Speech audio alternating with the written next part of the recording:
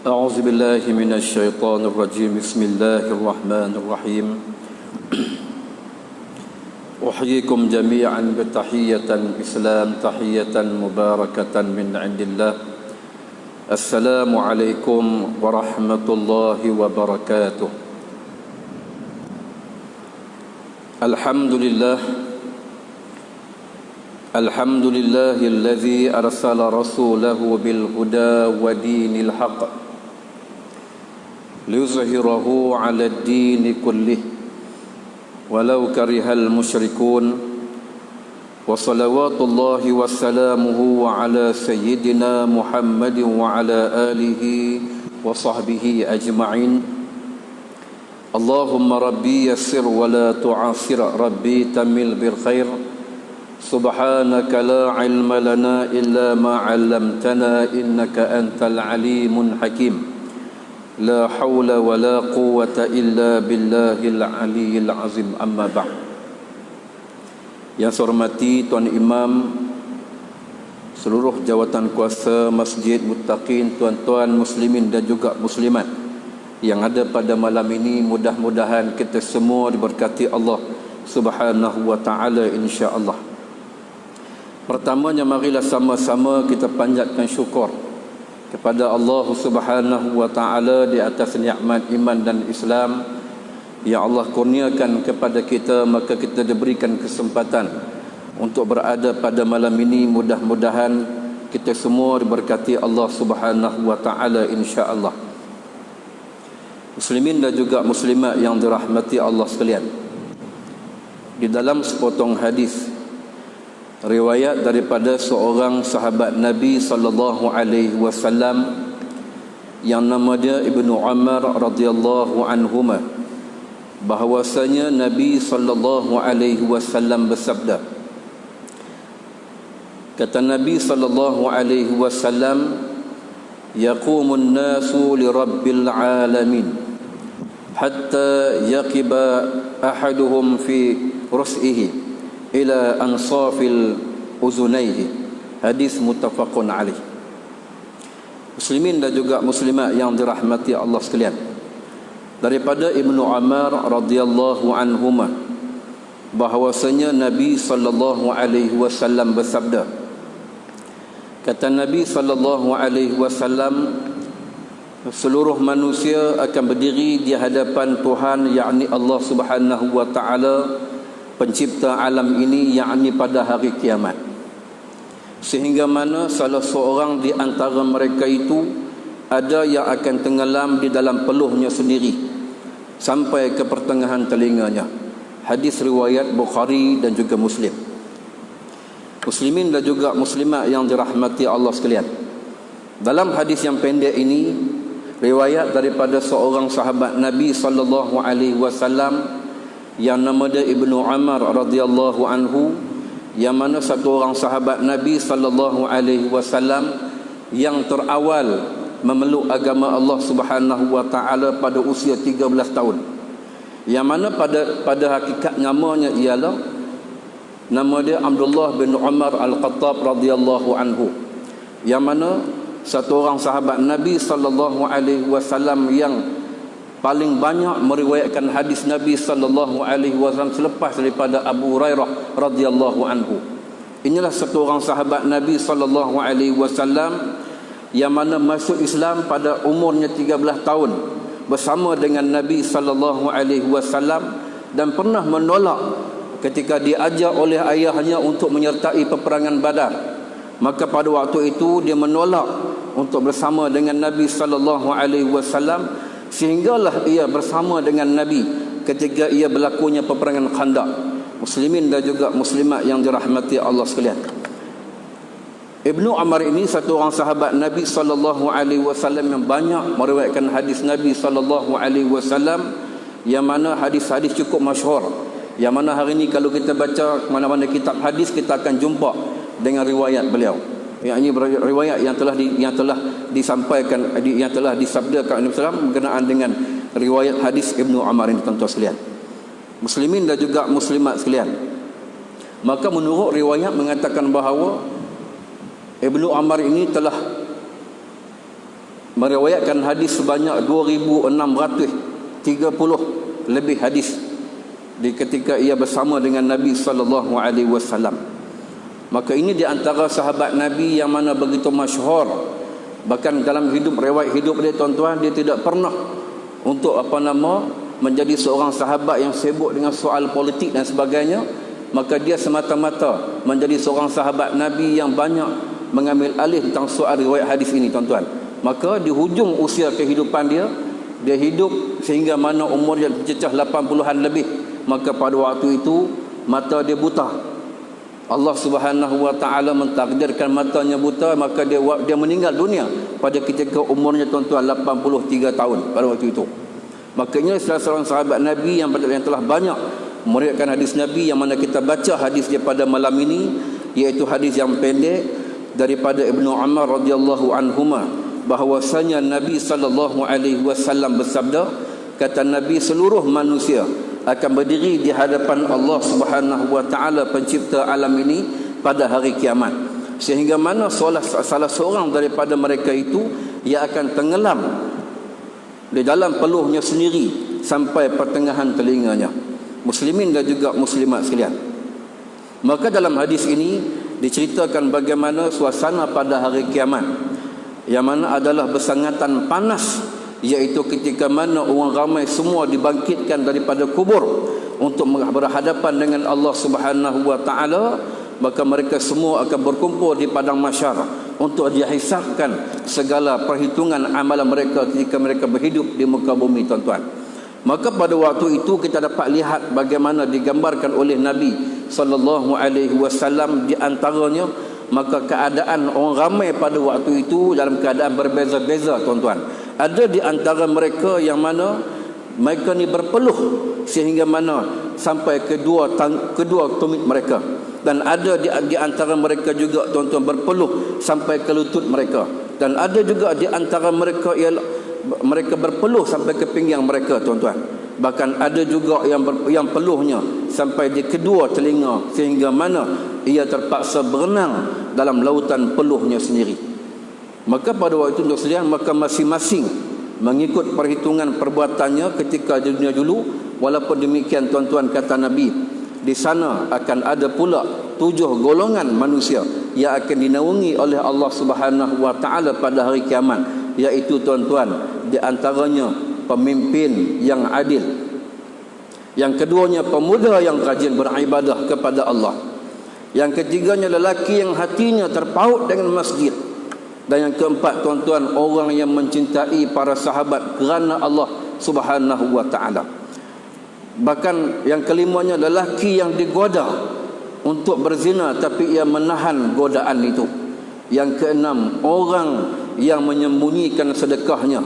Dan yang terakhir sekali ialah orang yang mencucurkan air matanya kerana takut kepada Allah Subhanahu wa taala. Muslimin dan juga muslimat yang dirahmati Allah sekalian. Maka dalam hadis ini menceritakan kepada kita bahawa, tuan-tuan, sesungguhnya kita manusia yang hidup ini sudah pasti akan mati bertemu Allah Subhanahu wa taala. Maka pada waktu itu kita dibangunkan semula oleh Allah Subhanahu wa taala pada hari kiamat. Maka kita akan dapati pada saat itu ramai manusia yang kita dapat lihat, ada yang mereka berpeluh tenggelam tumit mereka, tuan-tuan, dan ada yang mereka berpeluh sampai ke lutut mereka, dan ada yang berpeluh sampai ke pinggang mereka, dan ada yang berpeluh sampai ke pinggang mereka, dan ada yang berpeluh sampai telinga mereka. Akhirnya mereka terpaksa berenang dengan peluh mereka, tuan-tuan. Ini gambaran yang Nabi dak gambarkan kepada kita bahawa apabila manusia di hadapan Allah Subhanahu wa taala besok ni, maka akan dihitungkan segala amalan dia ketika mana ia hidup di dunia, yang mana bekalan itu akan dibawa pada hari akhirat, tuan-tuan. Muslimin dan juga muslimat yang dirahmati Allah sekalian, inilah janji Allah Subhanahu wa taala yang pasti akan berlaku pada hari kiamat.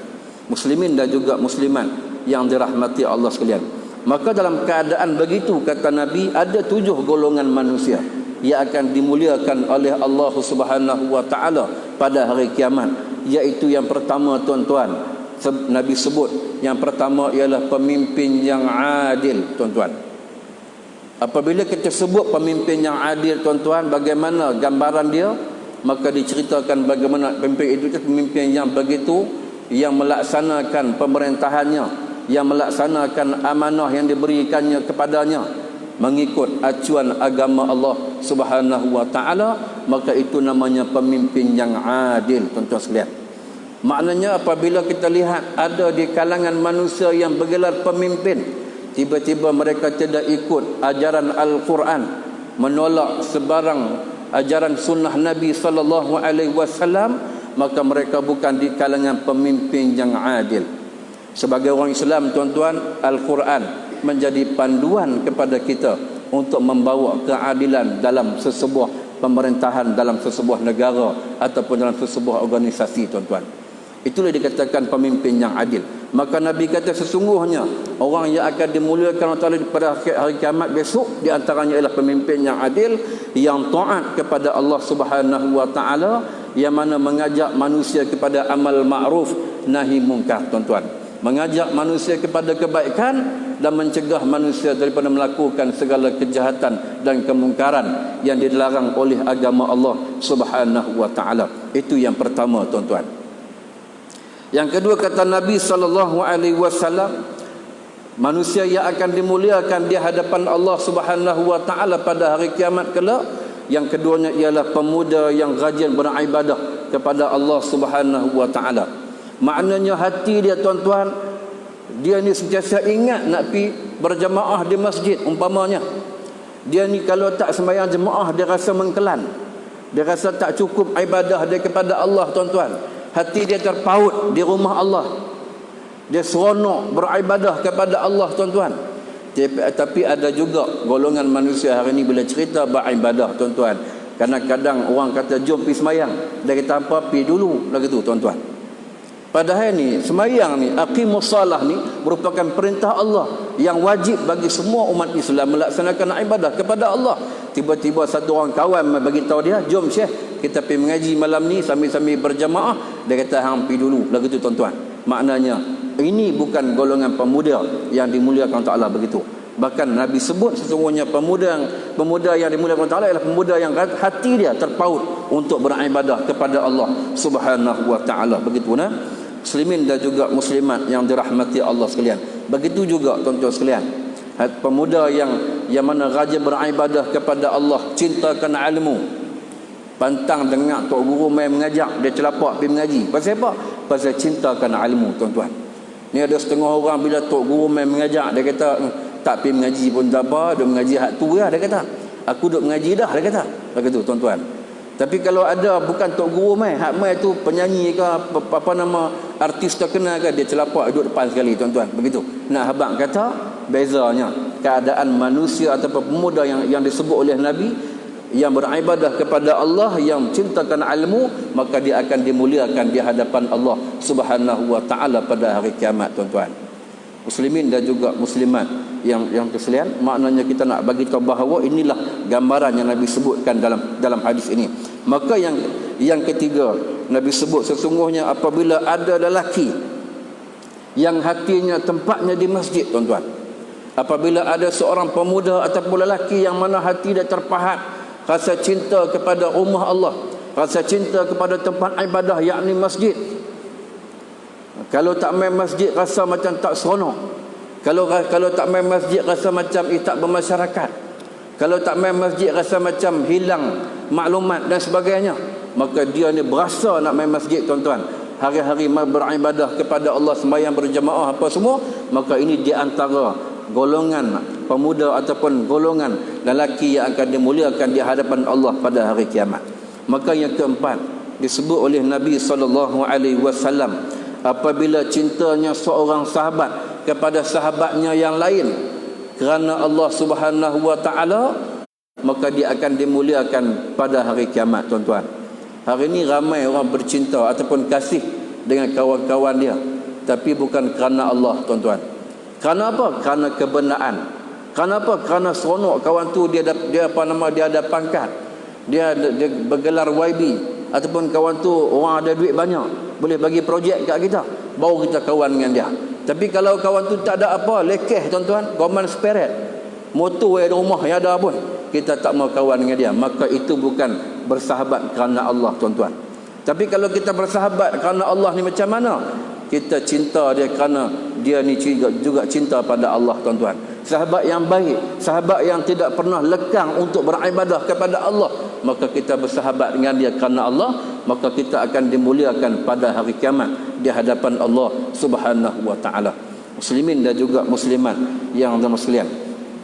Maka yang kelima, tuan-tuan, disebut oleh Nabi SAW, iaitu golongan manusia apabila, tuan-tuan, datangnya godaan kepada dia, dia tidak terasa tergoda. Begitu, tuan-tuan. Maknanya, contoh kita kata mudahnya, apabila dia ni tiba-tiba satu hari terlintas di depan mata dia satu orang wanita yang berpakaian jolok mata sampai terkeluar biji mata, tuan-tuan, maka dia ni rasa sikit tak tergoda langsung, tuan-tuan. Kerana apa? Kerana takut pada Allah Subhanahu wa taala dan beriman kepada Allah. Maka dia, tuan-tuan, merupakan pemuda ataupun lelaki yang akan dimuliakan pada hari kiamat di hadapan Allah Subhanahu wa taala, tuan-tuan. Kita hari ini terbalik, tuan-tuan.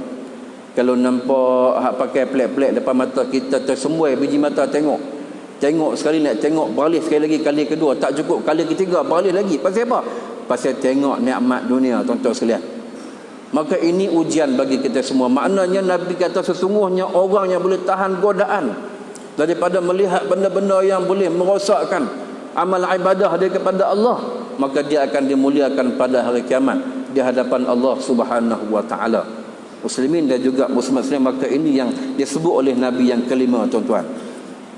Sebab tu saya nak pesan kita hari ini, bila mana ada isteri, ada anak perempuan khususnya, tolong ajak mereka pakai baju elok-elok, tuan-tuan. Ada anak yang cukup umur balik dia, pesan kat dia, kak, tolong pakai baju elok-elok, tudung labuh, jangan pakai ketat-ketat. Pasal hari ni, tuan-tuan, susah nak cari yang pakai hak labuh-labuh ni. Tuan-tuan, hari ni kalau pergi pasar raya nak beli baju, nak beli hak labuh, tak ada jual. Ada di busana muslimah, ada lah, tuan-tuan. Tapi di supermarket payah yang ada apa dia? Seluar jerat. Seluar jerat, seluar pendek takat lutut no. Tapi banyak wanita pakai hari ni, tuan-tuan. Bahkan ada seluar jin pun tak ada seluar, lepas pakai beli jin, seluar jin habis, tuan-tuan. Kan pakai seluar jin ketat, hak jenis getah apa semua ni. Anak dara kita pakai, tuan-tuan, akhirnya mengundang godaan kepada sesama manusia. Maka apabila berlaku demikian rupa, tuan-tuan, maka lelaki yang memandangnya tidak memandang dan tidak rasa tergoda, maka lelaki itu akan dimuliakan di hadapan Allah Subhanahu wa taala. Sebab tu nak bagi tahu, jangan mengundang fitnah dunia. Makna kalau ada anak perempuan, ada isteri, tuan-tuan, suruh pakai elok-elok. Sebab besok ni Tuhan nak tanya besok ni. Kalau suami biar bini pakai hak lebih yang tak puan nak elok, esok Tuhan tanya di akhirat besok, tuan-tuan. Kalau seorang bapa biar anak dia pakai rambut merah, seluar ketat, baju ketat, maka besok ni, tuan-tuan, Allah akan tanya daripada hari kiamat, tuan-tuan, begitu nah. Baik, saya pesan pasal apa? Pasal banyak lagu tu duk jadi lagu tu nah. Baik. Maka yang keenam disebut oleh Nabi sesungguhnya, apabila kita memberi sedekah, maka sedekah kita tidak diketahui oleh orang lain, tuan-tuan. Maknanya kita sembunyikan sedekah kita, orang tak tahu pun kita bagi sedekah ni. Satu malam main Masjid Muttaqin, bawa duit RM500 bulan paket belah kanan, belah kiri 300, contohlah. Tengok tabungkanlah hijau depan pintu masuk tu, pi bubuh buang 500, tuan-tuan. Tak usah bagi tahu kat orang lah, kan, bagi diam-diam sudah lah. Maknanya kita sembunyikan sedekah tadi kerana Allah, maka Allah akan muliakan kita pada hari kiamat, tuan-tuan. Ada setengah orang tu bila nak bagi derma, dia terbalik pula. Dia kata, aku kalau nak bagi derma kena buat surat. Kalau tak buat surat aku tak boleh bagi, pasal ini prosedur, tuan-tuan. Nampak bagi. Dia pun satu hari jemaah masjid pergi jumpa dia, Tuan Haji, kami nak tambah bilik air baru, minta sumbangan sikit. Dia kata boleh buat surat. Kita pun buat surat bagi kat dia, tuan-tuan. Lepas buat surat, dia pun pamer dalam surat abang, sumbangan ikhlas begitu kepada Masjid Mutarin, contohlah, tuan-tuan. Lepas tu malam nak bagi sumbangan tu, tuan-tuan, dia kata Tok Imam tolong panggil RTM mai, Tok Imam tolong panggil TV3 mai, saya nak bagi bawa mai cek ni, nak kena usung 2 orang lah gitu, tuan-tuan. Maka tuan-tuan, dia tak ikhlas pada Allah. Maka sumbangan dia tadi, tuan-tuan, derma dia tadi, tuan-tuan, ataupun sedekahnya tadi, dia tak ikhlas kepada Allah, maka dia tidak akan dimuliakan di hadapan Allah Subhanahu wa taala pada hari kiamat, tuan-tuan. Sebab tu nak pesan, kita nak bagi sedekah jangan bagi orang tahu. Mai tengah-tengah malam, tuan-tuan, kan pukul 3 pagi nak sembahyang tahajud di masjid, buat mai buang sekampit, ikat di tiang apa, tuan-tuan, kan. Bagi esok Tok Imam mai tengok mendatang apa banyak ni, tengok-tengok tu dia duit punya banyak, tuan-tuan.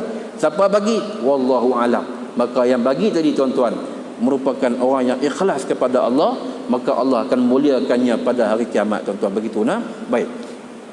Yang keenam, yang ketujuh, tuan-tuan sekalian, iaitu apabila mengalirnya air mata seseorang manusia itu kerana takut kepada Allah Subhanahu wa taala pada hari kiamat, tuan-tuan, maka Allah akan muliakan diri dia. Begitu, tuan-tuan.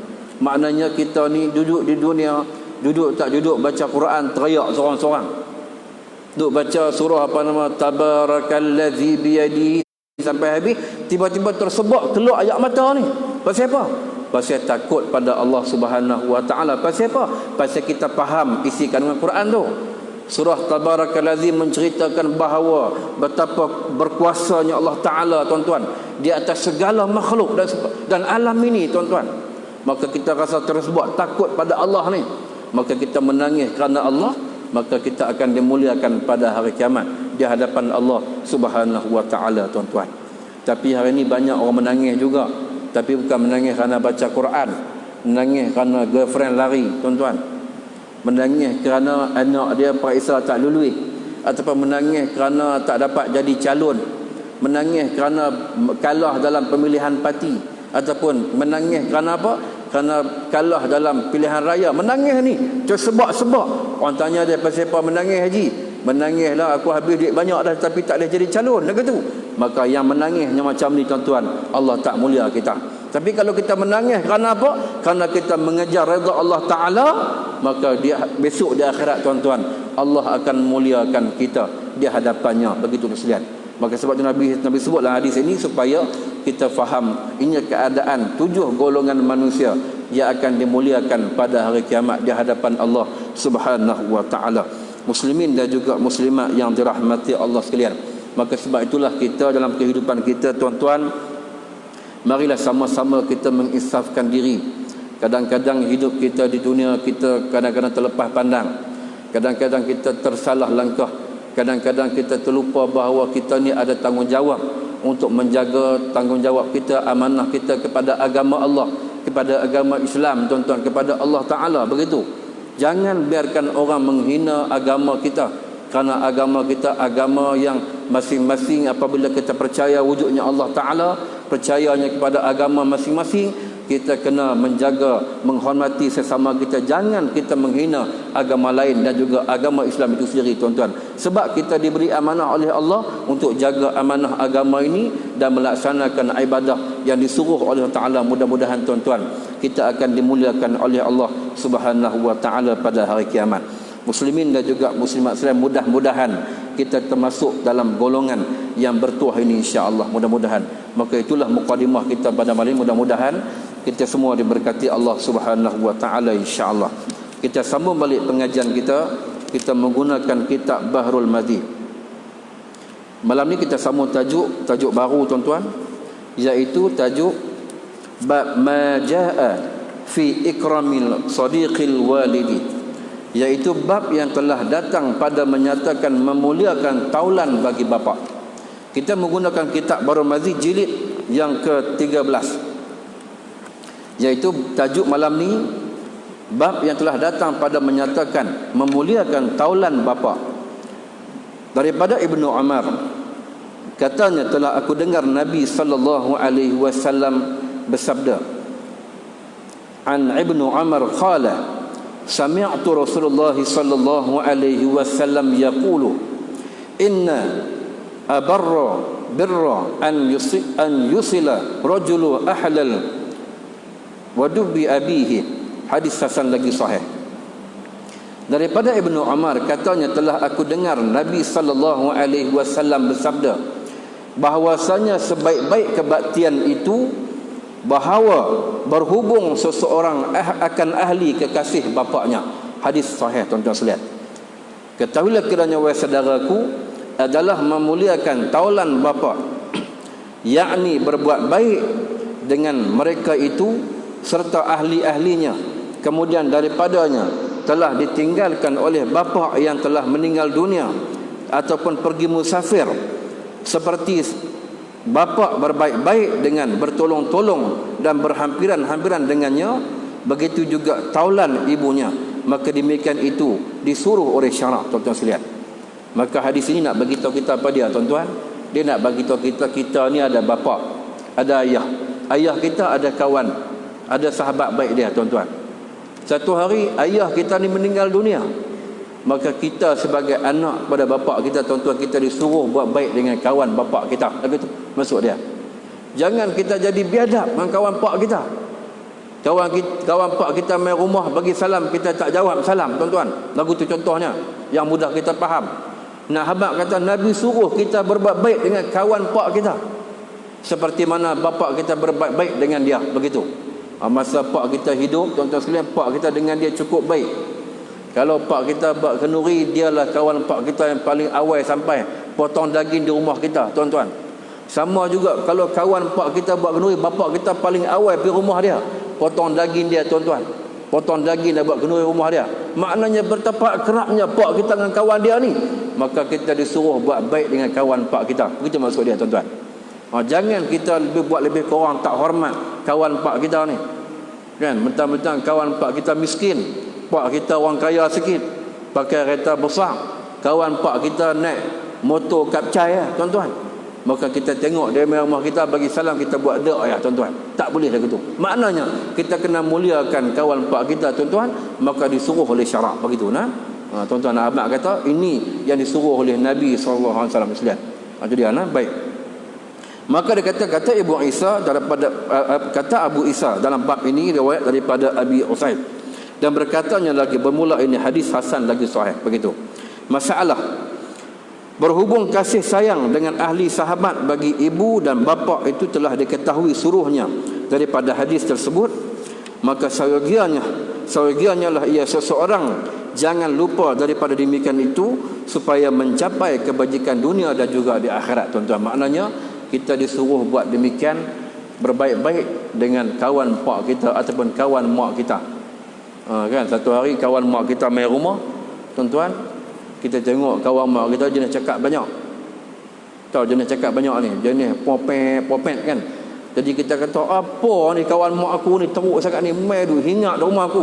Maka kita marah dia, tuan-tuan. Tak boleh dah gitu. Maknanya walaupun dia popet, tuan-tuan, tapi mak dia dengan mak kita ni baik, tuan-tuan. Kawan mak kita ni, maka kita kena hormat dia sebagai kawan baik mak kita. Tahu gitu. Jangan kita kata makcik pergi balik hingat lah gitu. Tak boleh, tuan-tuan. Makcik ni main-main, saya nak tengok Doraemon pun tak boleh, bising, pergi balik lah gitu. Tak boleh, tuan-tuan. Pasal apa? Pasal dia kawan baik mak kita. Dia bukan main bergaduh dengan mak kita. Dia main duk cerita terpawai, tuan-tuan sekalian. Dia kata ni Kak Minah terpawai ni baru main ni, hak jenis baru, belilah 2 lah gitu, tuan-tuan. Dia main cerita, bukan main bergaduh. Maknanya dia baik mak kita. Mak kita kata, ni aku nak banyak 2 kali boleh? Boleh, tak ada masalah. Maknanya baiknya mak kita dengan dia tu. Maka jangan kita ni bergaduh dengan dia lah gitu. Maka kita disuruh baik dengan kawan mak kita juga. Maka ini disuruh oleh syarak, tuan-tuan. Begitu nah. Baik. Maka dia kata seolah-olah kita berbakti kepada bapa dan juga ibu kita yang telah meninggal mereka itu.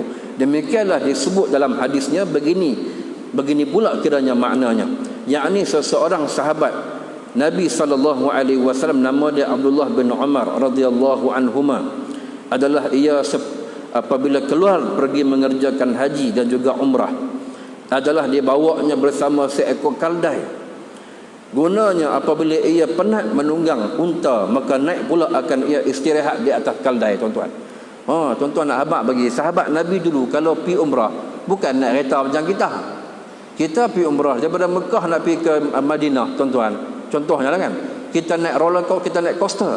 Bas coaster hak pendek tu. Hak yang boleh naik 24 orang tu. Tapi zaman Nabi naik unta ataupun tarik kaldai. Bila ketika mana naik unta ni rasa letih, berehat atas kaldai, tuan-tuan. Maknanya dua transport berjalan sekali. Satu unta, satu kaldai. Kaldai guna untuk apa? Untuk ketika nak rehat duduk atas kaldai, tuan-tuan. Sebab kaldai jalan pelan. Kalau unta laju sikit pada kaldai lepas kata lagi tu. Mana kalau unta kalau jangan tempat dia lari laju. Maka digunakan kaldai tadi untuk sebagai kenderaan untuk istirahat. Tak sama dengan kita, tuan-tuan. Kita ni kalau pergi Mekah, naik daripada Mekah nak pergi ke daripada Madinah nak pergi ke Mekah, tuan-tuan sekalian. Kita naik coaster tu, kita boleh rehat, boleh tidur atas tu. Kursi boleh tarik ke belakang lagu tu. Kita, tapi tak sama dengan zaman Nabi. Maka pada waktu itu Ibnu Umar dia bawa satu ekor kuda, satu ekor kaldai, satu ekor unta, maka dia pergi menunaikan haji dan juga umrah. Maka pada waktu itu, tuan-tuan, tiba-tiba dibawanya bersamanya, tuan-tuan, satu serban untuk membelit atas kepalanya. Dia pakai serban, tuan-tuan ni, Umar ni lagu tu. Maka dalam di antara menunggang binatang kaldainya, lalu seorang badui berdekatan dengannya, dan badui itu dikenali oleh Abdullah sebagai anak taulan ayahandanya. Maka ia pun menegur taulan ayahandanya dengan salam. Ditanyanya, bukankah engkau anak si Anu kepada si Anu yang menjadi taulan ayahku? Tuan-tuan sekalian, Ibnu Umar nampak satu Arab badui, tuan-tuan. Arab badui ni kira Arab yang kira kalau kita kata di kehidupan kita ni, tuan-tuan, pakaian mereka ni agak comot sikit lah lagu tu kan. Arab badui dia pakai baju hitam, serba hitam belakang, tuan-tuan, duduk tengah padang pasir. Dia bawa serban hak tak basuh 3 bulan lagu tu. Arab badui ni, tuan-tuan, macam pasien tu kan. Tiba-tiba kita ternampak dia. Kalau kita, tuan-tuan, payah nak tengok lah, tengok dengan baju hitam semua, takut nak tengok pun, tuan-tuan. Tapi Ibnu Umar dia bagi salam, dia tegur kawan tu. Pasal apa? Pasal dia kenal kawan tu, tuan-tuan, merupakan anak kepada kawan baik pak dia lagi tu, tuan-tuan. Maka dia tegur bagi salam. Bukan takat bagi salam, tuan-tuan, bahkan dia juga memberi akan Arab badui tadi, tuan-tuan, akan serban yang dipakainya bagi pada Arab badui tu. Kita kalau jumpa orang jenis belum muih-puih, tuan-tuan, kita belum muih-puih, belum muih, lepas tu puih pula lagi tu kan. Kita nak bagi kain baju kita rasa tak patut nak bagi juga. Kita rasa budak-budak mana ni, nampak belum muih, anak siapa ni, tuan-tuan. Kita tak bagi, tapi dia ni bagi. Walaupun serban tu hak dia sayang, dah bagi kat kawan tu, tuan-tuan. Pasal apa? Pasal dia ra'i anak kawan kepada bapa dia lagu tu sekalian. Lagu tu nah. Baik. Maka tuan-tuan sekalian, maka dia bagi olehnya akan badui itu, akan serbannya. Maka dia kata, maka jawab akan badui itu, betul, aku anak kepada taulan ayahmu. Badui kata, sesungguhnya aku betul lah, aku ni anak kawan ayah kamu kan. Maka dia pun bagi, memberikan kaldainya dengan katanya, tungganglah kaldai ini dan ambillah serban aku ini dan belitlah di atas kepala kamu, tuan-tuan. Dia bagi kaldai, tuan-tuan. Kita kalau naik motor, tuan-tuan, tengok kawan yang lagi, kita bagi motor, tobat tak bagi, tuan-tuan, kita ni tambah motor baru lah, mampu tak bagi lah. Tapi kawan ni bagi. Ibnu Umar boleh bagi, tuan-tuan, pasal walaupun kaldai tu kaldai dia punya, oleh kerana mengenalkan kawan Arab badui tadi anak kawan baik pak dia, dia bagi naik atas kaldai. Bukan cakap bagi kaldai, dia bagikan serban semua balut kepala lagi tu, tuan-tuan. Nak habaq kata betapa disuruh mulianya akan anak kepada sahabat kawan baik pada bapa kita, tuan-tuan. Maka disuruh oleh syarak begitu nah. Maka bukan cakap itu ya. Maka dia kata, maka orang badui itu pun menyambut serta menunggang dan membelit serban itu. Dan apabila dilihat oleh setengah sahabat Abdullah, maka datanglah hairan mereka itu kepadanya, serta berkata mereka itu dengan kata yang manis, ghafarallahu laka, dia kata, dan telah engkau berikan badui ini menunggang kaldai dengan serban. Bukankah kaldai ini tempat engkau beristirahat, dan serban itu buat membelit kepalamu? Apalah orang badui itu perangainya, suka duduk di atas bumi, makan dengan kutip kitab, kutip catat, dia kata. Apa dia maksud dia? Nak habaq kata sahabat ni bila tengok Ibnu Umar bagi kaldai dengan sorban pada badui tadi, dia kata, hang tergamak bagi kat kawan ni nak kaldai dengan sorban. Padahal badui ni kerja dia makan duduk atas bumi tu, kutip atas kutip pokok ni tuan-tuan, duduk di padang pasir, rumah pun tak ada lagi tu. Dia hina tersilap lagi tu nah. Dia rasa terhina lagi tu. Maka tuan-tuan, maka jawab lurah kata apa? Adalah orang badui itu perangainya suka duduk di atas bumi, makan dengan kutip tatap dan memakai dengan pakaian compang-comping, tuan-tuan. Betul lah. Sesungguhnya orang badui pakai baju bertampung, compang-comping, tuan-tuan.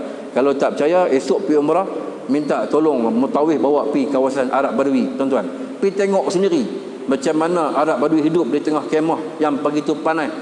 Duduk satu keluarga pakai baju serba hitam, hak laki pun hitam, hak perempuan pun hitam, muka dia bercompang-comping. Betul ya tuan-tuan? Saya mengaji Jordan, tuan-tuan, saya pernah tengok Arab Badui ni. Saya pergi jalan kepada pasar, tengok-tengok tu Arab Badui duduk atas kemah gundi, bukan kemah macam rumah kita ni. Kita kemah hak canvas cantik tu, tapi lepas gundi ya tuan-tuan. Kemah gundi hak jack sendiri, pakai kemah gitu ya.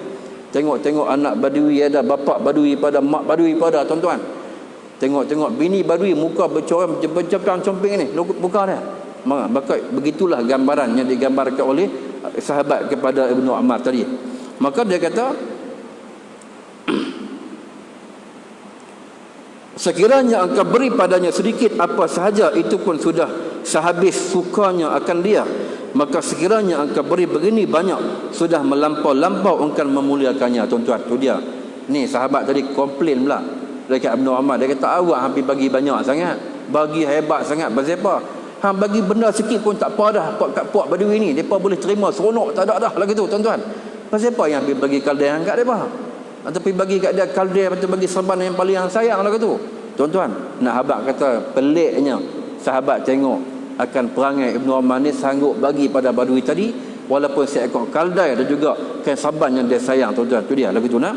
Maka dia kata, sahut disebut oleh Abdullah bin Umar, dia kata, sesungguhnya adalah lelaki ini anak sahabat bapakku. Maka pada masa bapaknya dengan bapakku, tiada aku terkabar kepadamu kesukaan antara kedua yang bersahabat itu.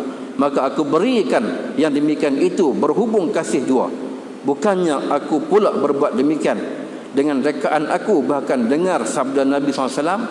Nabi sebut bahawasanya setengah sebaik-baik berbakti itu menghubungkan kasih di antara seorang dengan ahli kerabat kekasih bapaknya kemudian daripada meninggalnya. Begitu saja makna nak habaq kata, bukan saja-saja aku bagi kat dia, tapi aku nak habaq kata Nabi suruh buat lagu tu.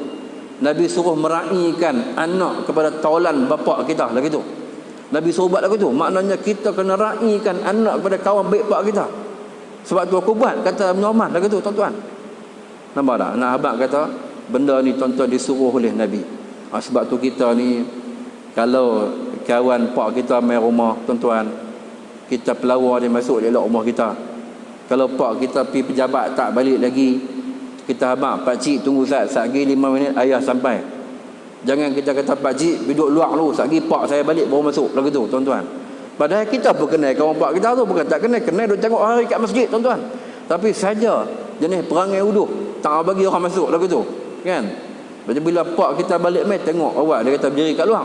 Dia kata aku main lama dah, dekat setengah jam anak hang tak lagi masuk. Dia suruh duduk luar ya. Dia kata hang tak balik lagi, tuan-tuan.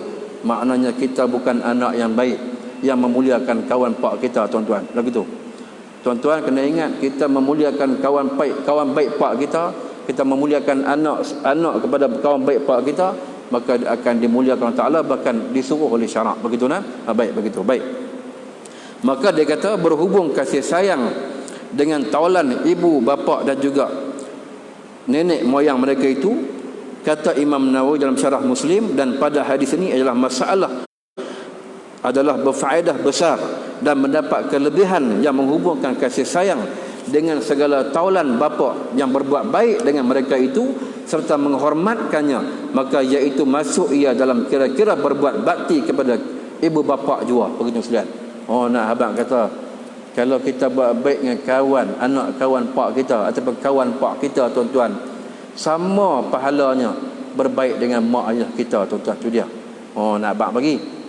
Jadi tuan-tuan, janganlah kita buat sikap, ambil sikap jenis perangai tak hormat orang, tuan-tuan. Hari ni kita tengok bimbang. Kadang-kadang anak muda dia tak kenal orang kampung dia sendiri, dia tak kenal, tuan-tuan. Dia naik motor angkat tayar ikut dan dia sampai depan rumah kawan ayah dia, tuan, dia press minyak brom brom brom begitu, tuan-tuan. Kawan ayah dia kata, anak siapa? Tengok anak kawan dia lagi tu. Tuan-tuan, nak habaq kata kita dah hilang hormat pada masyarakat. Kadang-kadang hari ni budaya kasih sayang, budaya hormat menghormati tu tak ada dalam masyarakat kita hari ni. Kalau dulu masyarakat zaman kita dulu, tuan-tuan, di kampung, jumpa kawan ayah, jumpa tok imam, jumpa orang kampung, bagi salam, assalamualaikum pak cik, nak pergi mana, kan? Hari ni tak ada lagu tu, tuan. Dia buat tak tahu ya. Dia buat heran tak heran ya, tuan-tuan. Tuan-tuan, tok imam pun dia tak kenal. Nak menikah pun dia kenal tok imam. Kalau gitu, dia tanya dia, ayah kenal tok imam? Lah, tok imam tu pak cik tu kan, tak kenal pak cik Zan tu, contoh kan. Pak cik Zan tu kan, dia pergi cari, baru waktu tu baru dia kenal, tuan-tuan, baru nak buat baik dengan tok imam. Nampak? Tapi sebelum kes nak kahwin, tok imam dia buat tak tahu ya, tuan-tuan. Kan? Maknanya hilang rasa hormat kita kepada masyarakat. Maka yang ni yang Nabi tak suka, tuan-tuan. Sebab tu kita ni kena ajak anak-anak kita yang masih kecil, yang meningkat dewasa, supaya kita bawa kembali budaya Islam ni, tuan-tuan. Hormat menghormati di antara sesama kita. Tambah-tambah lagi lah, tuan-tuan, orang tua-tua di kalangan kawan baik ayah kita, tuan-tuan. Kita kena suruh mereka hormat kepada kawan-kawan kita yang sebayang kita, tuan-tuan. Begitu nah. Maka ini disebut bahawa inilah di antara budaya ataupun ajaran yang diajar oleh Nabi, supaya kita berkasih sayang sesama manusia, tuan-tuan. Bukan kata kita, kadang-kadang adik-beradik kita, anak-anak kita pun sama. Dengan kita dia hormat pasal pak dia, ataupun dengan kita dia hormat pasal mak dia. Tapi kalau mak menakan dia mai, pak menakan dia mai pun dia buat tak tahu, tuan-tuan. Ada lagu tu anak kita. Maknanya kita tak terap budaya kasih sayang. Zaman saya kecil-kecil dulu, tuan-tuan, pak saya naik motor, bawa saya naik motor. Naik, mak pun naik, saya pun naik, abang pun naik. Naik dia bagi ramai-ramai pergi jumpa adik-beradik, tuan-tuan. Kalau pergi jumpa kawan, pergi ziarah kawan dia nanti kenal kat kita. Dia kata, ni kawan abah ni. Kawan abah ni buat bendang sama dengan abah lah. Lagu tu. Dia perkenal kat kita, tuan-tuan. Naik motor ramai-ramai. Kereta tak ada lagu tu. Naik motor. Motor pun motor buruk tuan-tuan. Yamaha 80. Kalau naik ke kampung, asap tuti pening orang kampung, berasap tuti penuh lagu tu. Asap berkelun orang kata, tuan-tuan. Tapi ayah kita ni, tuan-tuan, dia jenis rasa nak ajak anak dia supaya kenal hormat kawan-kawan dia. Dia buat pi. Lepas isyak, tuan-tuan, dia naik motor bawa anak dia pergi kenal ni. Ni kawan ayah lagu tu, tuan-tuan. Nak abang kata nak bagi rasa anak tu hormat pada kawan dia, tuan-tuan. Tapi lah tak ada lagu tu, tuan-tuan. Lah ni kita rumah sebelah rumah pun tak kenal siapa. Betul tak? Tengok orang sebelah, tengok salam pun tak bagi, tuan-tuan. Tak kenal siapa, nama pun tak tahu apa lagu tu. Maknanya di mana budaya Islam yang patut kita terap kembali kepada anak-anak kita, tuan-tuan. Begitu nah. Maka marilah, tuan-tuan, kadang-kadang benda ni kecil ya, tapi kita terlepas pandang untuk kita kembali laksanakan dalam hidup kita, supaya kita ni, tuan-tuan, saling menghormati di antara sesama kita. Lagu tu nah. Baik. Maka, tuan-tuan, sikit lagi dia sebut sesungguhnya dimasukkan di dalam menghubungkan kasih sayang itu kepada taulan bapa itu sekalian, segala taulan ibu dan juga nenek dan orang-orang tua dan juga suami dan juga isteri, maka disuruh oleh syarak, tuan. Begitu nak. Baik, habis tajuk tu, tuan-tuan. Maka kita sambung tajuk baru sikit lagi, iaitu bab yang telah datang pada menyatakan berbakti kepada mak saudara, yakni saudara perempuan bagi ibu kita. Lagi tu, tuan-tuan. Baik. Bab ma jaa fi birril khalid. Qalah dari tanah, iaitu bab yang telah datang pada menyatakan berbakti kepada mak saudara, yakni mak menakan kita, yakni mak belah mak kita. Lagi tu nah. Baik. Daripada seorang sahabat Nabi sallallahu alaihi wasallam yang nama dia Al-Barra bin Azhib, daripada Nabi SAW bersabda ia, kata dia, sesungguhnya daripada Ibnu Umar bahwasanya satu hari seorang lelaki datang bertemu dengan Nabi SAW, maka sabdanya, ya Rasulullah, bahwasanya aku kena dosa besar, maka apakah begitu bagiku daripada taubat? Maka sabda Nabi, apakah bagimu daripada ibu? Katanya, tak ada. Sabdanya, apakah bagimu daripada mak saudara? Mak saudara. Katanya, bahkan. Sabdanya, maka berbaktilah kepadanya. Lagu itu tuan-tuan sekalian. Nak habaq, kata Nabi, nak habaq apa ni? Tuan-tuan, satu orang lelaki berjumpa dengan Nabi, dia kata, aku banyak berdosa. Lagu itu. Maka Nabi kata, pergi jumpa mak, minta ampun kat dia. Lagu itu. Maka dia kata, mak tak ada. Yang ada siapa? Mak melakar dia. Maka berbaktilah pada mak melakar dia, tuan-tuan. Maka pahalanya sama dengan berbakti kepada mak dia, tuan-tuan. Begitu nah. Nak abang kata kita ni kalau mak dah tak ada, mak kita ada adik ataupun kak dia, belah mak kita lah. Maka kita buat baik dengan dia. Ketika dia tak sihat, kita pergi ziarah dia, tuan-tuan. Ketika dia perlu pertolongan kita pergi tolong dia. Maka pahalanya sama dengan kita berbakti pada mak kita, tuan-tuan. Bahkan lagilah kalau mak kita, tuan-tuan, lagilah kita kena berbakti pada dia. Maknanya hormat mak, sayang mak, tuan-tuan sekalian. Jangan cakap lebih kurang dengan mak. Jangan sakitkan hati mak, tuan-tuan. Semua itu, tuan-tuan, merupakan perkara yang melibatkan baktinya anak kepada mak lagu tu. Maka kalau sekiranya mak dah tak ada di muka bumi ni, tuan-tuan, maka galang gantinya ialah siapa dia? Ibu ataupun mak saudara kita. Kita berbakti pada mak saudara kita, pahalanya sama dengan kita berbakti pada mak kita, tuan-tuan. Begitu nah. Ini tak setengah orang, tuan-tuan, dengan mak menakan ni cakap lebih kurang. Dengan mak menakan ni kadang-kadang hormat pun tidak. Bukan pasal benda kecil ya. Pasal mak menakan ni masa zaman mak kita ada dia bergaduh sikit dengan mak kita. Sikit ya, tuan-tuan.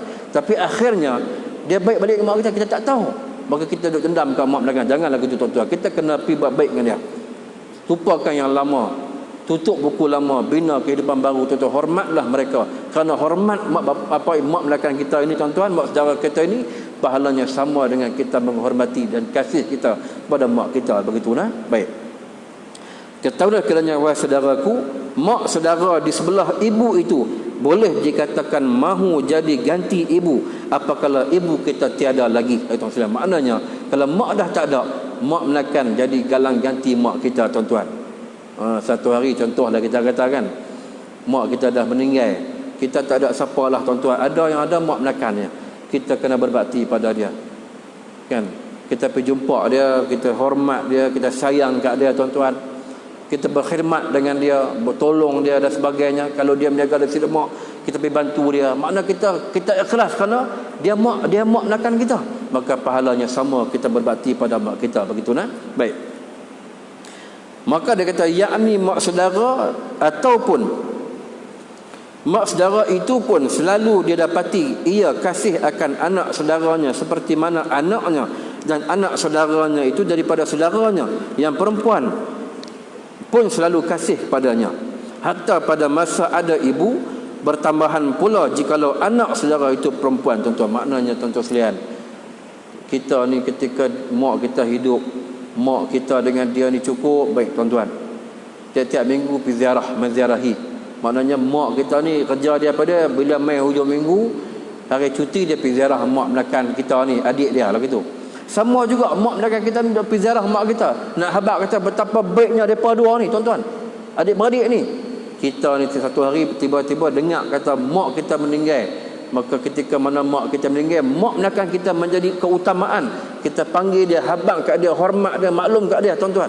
Maka dialah galang ganti mak kita, tuan-tuan. Begitu. Maka kita berbakti pada dia, maka pahalanya sama. Kita sayang dan kasih pada mak kita. Begitu nah.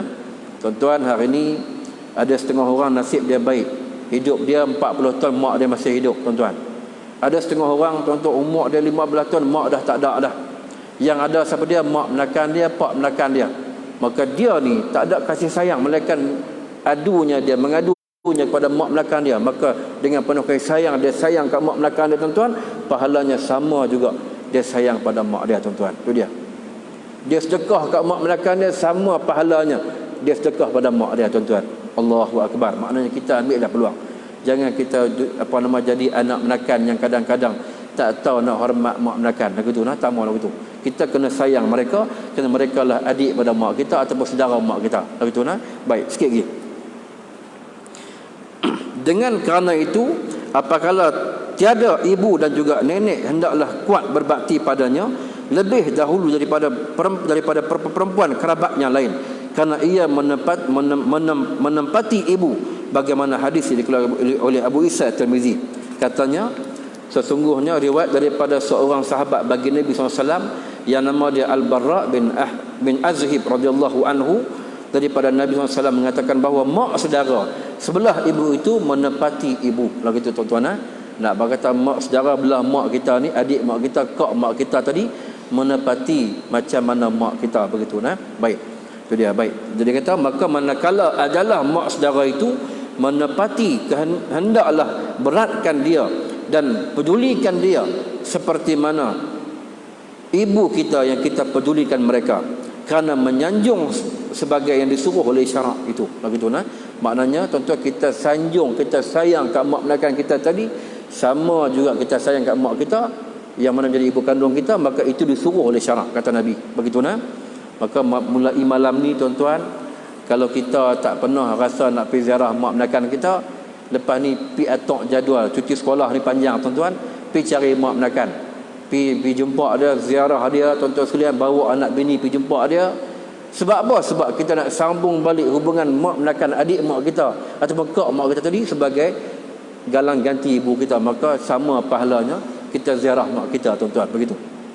Nah, ini cerita dia nak habaq kata besarnya pahala berbakti pada mak saudara kita. Begitu nah. Baik tuan-tuan, saya mengajak diri saya tuan-tuan juga, marilah sama-sama kita ambil peluang ini. Kerana apa? Berbakti kepada mak saudara itu boleh menghapuskan dosa, kata Nabi tuan-tuan.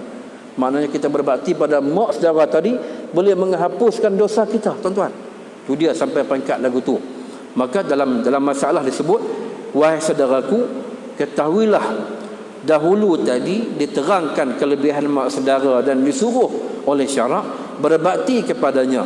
Maka pada masalah ini menerangkan kelebihan berbakti kepada mak saudara itu dengan boleh menghapuskan dosa-dosa seperti mana disebut dalam hadis tuan-tuan. Begitu nah. Nah, habaq kata sesungguhnya kita buat baik pada mak saudara kita tadi, dia boleh menghapuskan dosa-dosa kita.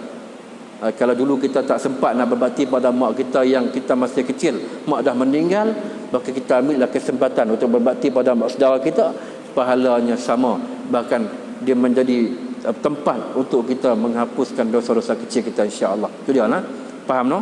Makna itulah tuan-tuan sekalian kelebihan yang ada, yang diajar Islam, supaya kita ni tuan-tuan saling hormat menghormati, saling kasih berkasih sayang di antara saudara kita, di antara mak saudara kita, di antara semua kaum kerabat kita. Mudah-mudahan tuan-tuan kita akan menjadi hamba yang diberkati dan akan diberkati Allah Ta'ala, bahkan kita hidup kita akan bahagia dunia dan juga di akhirat, insya-Allah. Cukup sekali itu saudara untuk malam ni kuliah kita sambung lagi pada bulan depan, insya-Allah. Cukup sekali itu yang tutup dengan tasbih istighfar, insya-Allah. Subhanakallah la ilaha illa anta astaghfiruka wa atubu ilaik. Bismillahirrahmanirrahim. Wal 'asri. Assalamualaikum warahmatullahi wabarakatuh.